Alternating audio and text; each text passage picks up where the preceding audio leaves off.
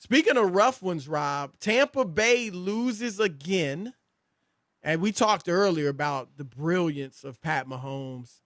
Just, the dude is I mean, the Chiefs are playing with people. They're playing with people. They're 9-1 now, or is it 10-1? I'm sorry, 10-1. And Tyreek Hill running wild, Mahomes, throwing the ball all over the place, Travis Kelce doing his thing. The Tampa Bay came back. I mean, it wasn't a 3-point game. They lost 27-24. But it wasn't a blowout, but it wasn't a 3-point game either. But they came back and made it, look like a close game. But Brady, up and down performance, had 2 bad interceptions kind of midway through the game that kept him from really rallying seriously and making the thing questionable, the outcome. But then he actually has some nice throws too, a couple early ones, and then a couple later ones. He has some nice throws. So he ended up with 3 touchdowns, something like 350 yards, something like that. And so it was up and down for him. But Rob, what now is becoming the big storyline throughout the NFL is this relationship with Bruce Arians and Tom Brady. You brought it up with Rod Woodson as well. And Brady is saying all the right things. And I do think he can take, I don't think he has any problem with tough coaching. Obviously, Belichick did that with him. Now, he did it behind the scenes. He never really ripped him like this in public. He didn't give him great praise publicly, but he didn't rip him like this. But Arians is a straight shooter. And I think he's crossed the line. I have no problem with tough coaching either, but I think he seems to be like putting it all on Brady.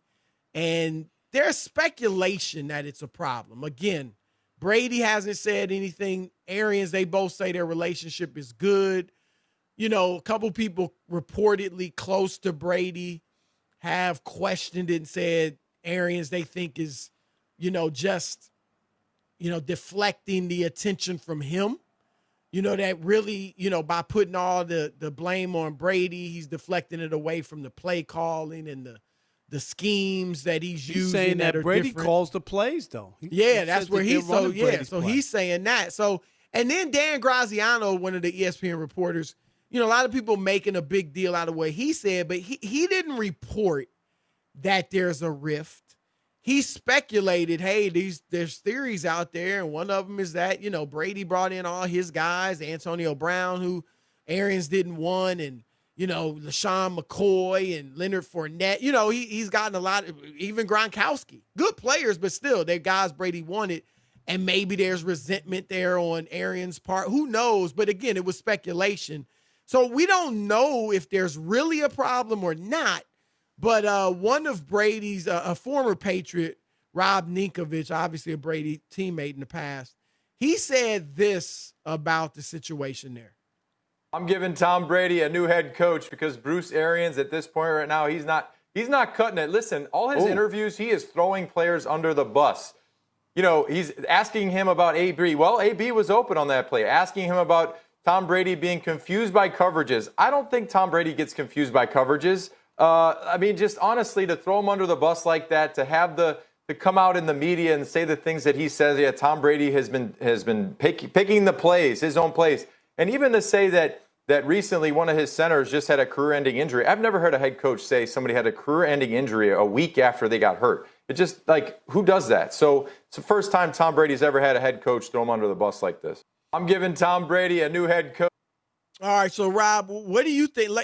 First of all, that sounds like a Tom Brady friend, and I as get a former it. Patriot. So when I hear that stuff, of course he can't. Commentary from personal friends and people like people, I just take with a grain of salt. It was like the Tony Romo stuff. It just was. Are they friends? Good friends? I'm sure they're friends, and they played the same position. So there's a degree of respect just from that. You know what I mean, Chris? It's like because they do the same thing. Romo was a little overboard for sure. It was just over the top. That's all. But here's my question for you. Because, look, I'll say this, and I'm going to say this on the record. Obviously, you and I have a bet on this. if the Buccaneers, they were my preseason pick to get to the Super Bowl in the NFC, lose to Kansas City was my pick. If they get there, you owe me 3 pair of Jordans. If they don't, I owe you 1 pair of Jordans. So I'm not just saying this for the bet. I am not writing them off for this year. I still think they can put it together. I think they've, obviously they got plenty of talent on both sides of the ball, but they just got to play better. And I don't think there's a world beater in the NFC. So I think it's kind of open, even though New Orleans certainly looks like the best team right now. But all that said, if it ends badly, Rob, this year, they go out in the first round of the playoffs, maybe don't make the playoffs, whatever, and they don't want to run this back or just you can't run it back.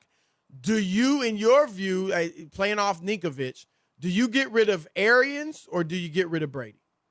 You get rid of Brady at 43, next year 44, especially if the wheels fall off and it ends badly. It would be weird to pick a old quarterback trying to get another coach in to do what Brady wants a year later.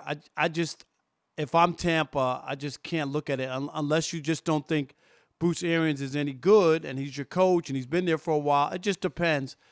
It just seems crazy because you can't expect Brady to be there more than one more year, maybe after that. And especially if you're saying it ended poorly, that means Brady probably had something to do with it ending poorly. And I think I would pick Bruce Arians. Yeah, I thought Rod had a great comment about this. Right now, Brady's a good quarterback. He's not a great quarterback. Remember I said last week, I think it was last week or maybe late the week before, he's not a tier 1 quarterback anymore. I'd put him in tier 2 still, but he's definitely not tier 1. But so he's not playing perfectly. And like you said, he's 43 now, right? 43? So he'd be 44 next year. Yeah, and obviously he's not your future. But could you bring in a Josh McDaniels? Who is a guy that obviously knows Brady, knows what is best for Brady as far as scheming, and then is a guy that, you could look at and say he could be our coach even without Tom Brady. I'm not saying he's been great as a head coach, but, you could look at him as having a bright future. Certainly, he probably will get another shot somewhere else at some point anyway. But I would, if in that question, Rob, I would go with Brady because Arians hasn't been good enough himself, and I hear you. It's not simple because, again, Brady's age, he's not going to be there next 5 years. But Arians hasn't, his last 3 seasons before this one, he hasn't had a winning record yet. Now, he had those nice years in Arizona early, but since then, 3 years he's coached without, a winning record. And, 2 of them were in Arizona last year with Tampa Bay. Now he's got a winning record. And even though Brady hadn't been the GOAT, that type of quarterback this year, I think he's got a ton to do with it. I don't think they have this winning record without Brady. And I just think Aaron's not good enough. I think you have a chance of losing the team as well from the standpoint of, you're bringing in all these Brady players everybody wants. Brady had the coach fired. I mean, there's a lot of stuff there that could make the other players resent him if you did that. You know what I mean? Like, this is all about Brady and not about us. But I don't think he carries himself that way. Nah, but he by all accounts, he's gets in the locker room. He's one of the guys. What it is, though. You know what I mean? Yeah, but the players see Arians throwing Brady under the bus.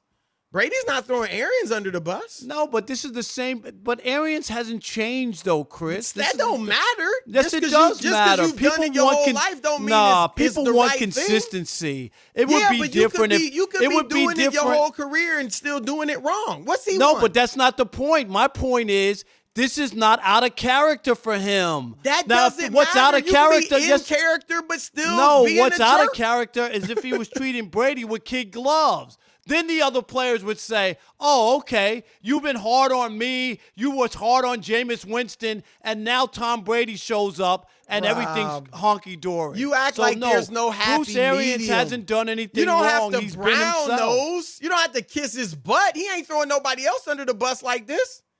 I mean, seriously, a lot of he's not Tom throwing Brady. the defense. He's not throwing the defensive backs under the bus. He's not throwing Leonard Fournette under the bus. He's not saying our running backs can't catch. You know, I mean, he's throwing Brady under the bus more than anybody. I'm not saying you got to kiss the dude's butt, but there's a happy medium. You know, and you need an edit button. This is, again, you know, I've talked about this with Mike D'Antoni. You try to fit any player, whatever type of player he is, into your system. That's not the way the best coaching works. You adjust. Bill Belichick, the GOAT coach to many people, he adjusts week to week. Forget year to year. You know, Greg Popovich in San Antonio adjusted. So I'm just saying Arians can adjust his formula, some of his strategies. But beyond that, you know, you don't have to be calling out the GOAT. I mean, can you imagine a coach calling out LeBron James this way? Even if he's old, even if he's not quite the same, or in D.C., if Doug Collins had called out Michael Jordan like this, show a little respect. So I wouldn't think the players would be against Brady in this regard. I think they're looking at this like, yo, I totally why is disagree. dude going at him like that? Everything would be about Tom Brady. He changed the roster. He brought in his players. He brought Gronk out of retirement. Here comes Antonio Brown, who lives with them. And now he ran the coach out of town because he played poorly. It could go over badly with the other players. That's all I'm saying when they all added up. You can say that now. If Tom Brady throws a game-losing pick to lose the game, and Bruce Arians next year, in the first game of the playoffs, and Bruce Arians fired next year so Tom Brady can bring in Josh McDaniels, don't tell me people won't look at it sideways and go, how did he get fired? Tom played poorly. Tom threw the pick six. I tell you what people can look at. They can say, we were in the playoffs. They say we ain't been in the playoffs in 12 years. That ain't what it's about. They didn't bring Tom Brady for that. They want to get but to when the you Super Bowl. still, it's success. Success has degrees. Has Aaron Rodgers been a failure the last 10 years? That ain't what you bring a 43-year-old quarterback. Aaron Rodgers has not been a failure the last 10 years. That's not. I'm talking about bringing a 43-year-old quarterback. No, but my point is, I get it, Robin. Yes, that's the goal. That's always the goal with good teams. But players aren't stupid where it's all black and white. They can say, you know what, we didn't get where we wanted to go, but we weren't 7-9 either. We made the playoffs. So I'm just saying, I mean, yeah, look, we got games to play. So if Arians calls bad games or if Brady throws a bunch of interceptions from this point on, who knows what could change. But I don't think that's going to happen, and I can see players not going against Brady in this situation.